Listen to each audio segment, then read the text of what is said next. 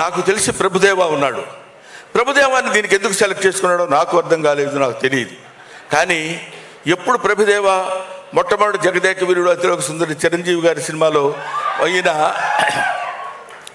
Choreography చేయడానికి వచ్చినప్పుడు విభూతి ఇలా పెట్టుకొని వచ్చేవాడు. ఎవరి కుర్రాడు అనుకున్నాను నేను, అప్పుడు నాకు తెలియదు. అప్పటి నుంచి ఇప్పటివరకు శివభక్తి తత్తులు వాళ్ళ చేతనే ఈ సినిమాలో కొరియోగ్రఫీ చేయించారు. ఇలాంటివి చెప్పుకుంటూ వెళ్ళిపోతే ముఖ్యంగా దర్శకుడు సింగ్ గారు ఉన్నారు. ఆయన నేను మొట్టమొదటి వెళ్ళినప్పుడు మనిషికి ప్రతివాడికి జ్ఞానమే కాదు అజ్ఞానం కూడా ఉంటుంది, అది కొంచెం ఎక్కువ పాళ్ళు ఉంటుంది. అప్పుడు నాకు అలా పనిచేసి ఈయనేంటి ఈ డైరెక్టర్ గారు ఏంటి ఇలా తీస్తున్నారు, అబ్బా ఇంకా బాగా అంతటి దాన్ని ఏమంటారు అజ్ఞానంతో చేసినటువంటి విమర్శలు. ఆ తర్వాత ఆయన విశ్వరూపం చూసిన తర్వాత సినిమాలో what is this, is it Singh film, వా ఫంటాస్టిక్ అనేటువంటి దృష్టికి తీసుకొచ్చినటువంటి దర్శకుడు మిస్టర్ సింగ్. ఆ తర్వాత చాలామంది ఎంతమంది అద్భుతమైనటువంటి ఏమో దిగిపోవాలా వద్దనిపించుకోవడం కోసం చెప్పాను అది అంతే. కాబట్టి అటువంటి అద్భుతమైనటువంటి నటులు వీళ్ళందరూ కలిసి టెక్నీషియన్స్, చాలా బ్రహ్మాండమైన టెక్నీషియన్స్ని పెట్టి ఎంతో ప్రశాంతమైనటువంటి సినిమా తీయాలి అని. ఆ తర్వాత కొన్ని చోట్ల నేను ఈ మధ్య విన్నాను, అదేంటంటే ఏమండి శ్రీకాళహస్తి న్యూజిలాండ్లో తీయాలా అన్నాడు ఒకడు. మనం ఒక చిన్న ఎగ్జాంపుల్ చెప్తాం మీకు. నేను పంది బురదలో పొర్లాడుతుంది అనుకోండి, చిచి అనుకుంటూ వెళ్ళిపోతాం పక్క నుంచి. అదే ఒక చిత్రకారుడు పంది బురదలో పొర్లాడుతున్నట్టు చిత్రలేఖనం వేసి ఫ్రేమ్ కట్టించి అక్కడ పెట్టాడు అనుకోండి, నిలబడి చూస్తాం. అది కళకి నిజానికి ఉన్నటువంటి తేడా.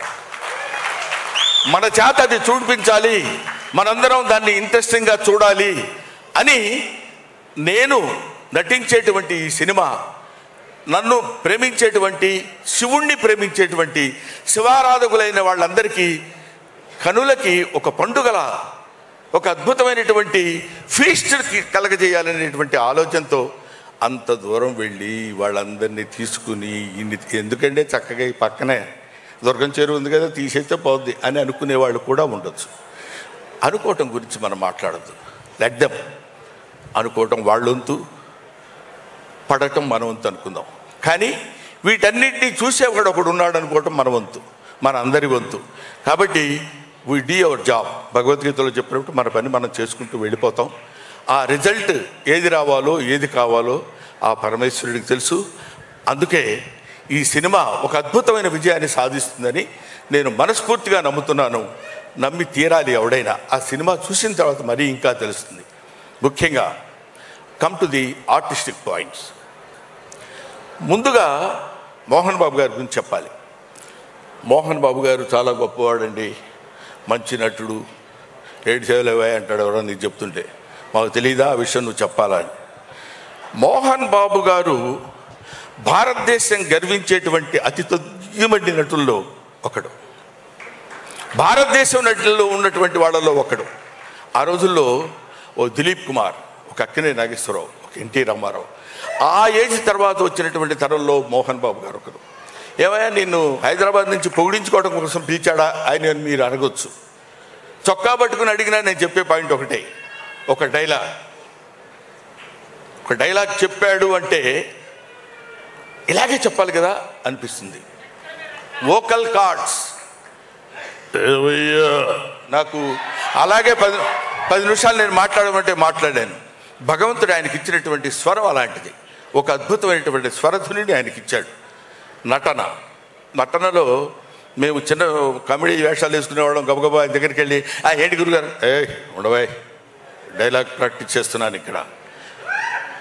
ఆయన క్యారెక్టర్ చేసేటప్పుడు పాత్రలో ప్రవేశించి అద్భుతంగా నటించి మెప్పించినటువంటి నటుడు అతి తక్కువ మంది ఉంటారు. అలాంటి వాళ్ళలో చెప్పండి డైలాగ్, సరే సరే సరే అని చెప్పేవాళ్ళు ఉండొచ్చు. ఇలాంటి వాళ్ళు అతి తక్కువ మంది నటినట్లు ఉంటారు. అందులో మోహన్ బాబు గారు ప్రథమం.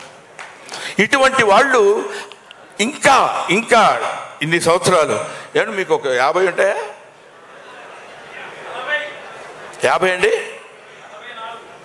ఓహో, ఇండస్ట్రీకి వచ్చి 50 ఏళ్ళు అయింది ఆయన, నీకు అనుకుంటా బహుశా. కాబట్టి ఇన్ని సంవత్సరాల సుదీర్ఘమైన ప్రయాణంలో కేవలం నటుడిగా ఒక్కొక్క మెట్టు కామెడీ చేసి మా బొచ్చల్లో రాయేశాడు, విలన్ చేసి మా బొచ్చల్లో రాయేశాడు. Comedy, villain, character artist, hero, ఎన్ని రకాల పాత్రలు ఉన్నాయో అన్నీ చేయగలిగినటువంటి సమర్థత కలిగినటువంటి నటుడు ఆయన మోహన్ బాబు గారు. ఈ సినిమాలో మహాదేవ శాస్త్రిగా ఇందాక మీరు చూశారు. ఆయన యొక్క ప్రావీణ్యత, ఆ నడక, ఆ టీవీ, నిజంగా ఈయన ఎన్ని వేదాలు చదువుకున్నాడు రా బాబు అనిపిస్తుంది. విడిగా ఆయన చదువుకోవాలి, మనకు తెలుసు అది. కానీ అక్కడ ఆయన నేర్చుకున్నటువంటి విద్యతో ఒక అద్భుతమైనటువంటి భ్రమ కలిగించేటువంటి నటుడు మోహన్ బాబు గారు. సరే, ఆయన గురించి పక్కన పెడితే విష్ణుని చూశా. విష్ణు కన్నప్ప అంటున్నారు, అప్పట్లో రాజకుమార్ వేశాడు, ఆ తర్వాత కృష్ణరాజు గారు వేశారు, మళ్ళీ ఇప్పుడు ఇతను అంటున్నారు.